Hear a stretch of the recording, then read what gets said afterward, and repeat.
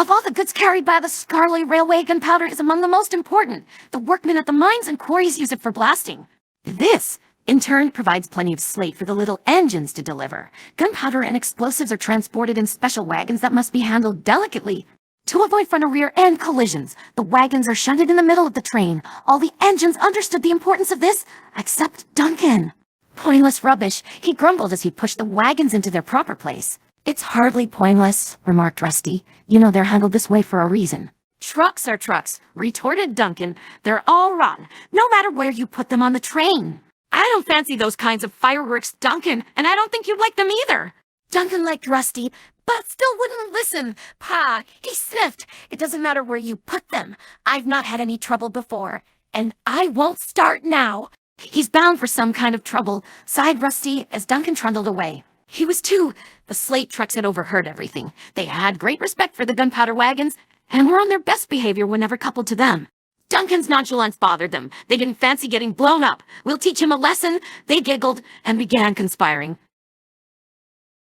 The next morning, Rusty was due to take empty trucks to the quarry. It had rained the night before, and the foreman was struggling. Sorry, Rusty, he sighed. The truck's brakes are acting up. Must be stiff from the rain.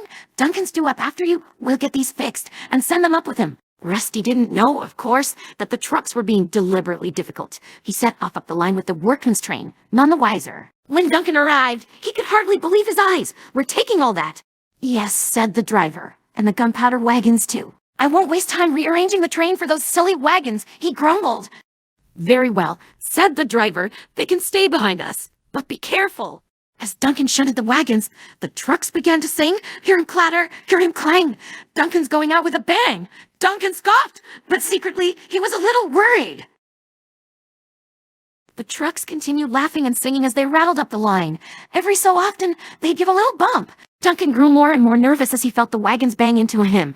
He could have sworn they were laughing too. Settle down back there. Not so brave now, cackled the trucks.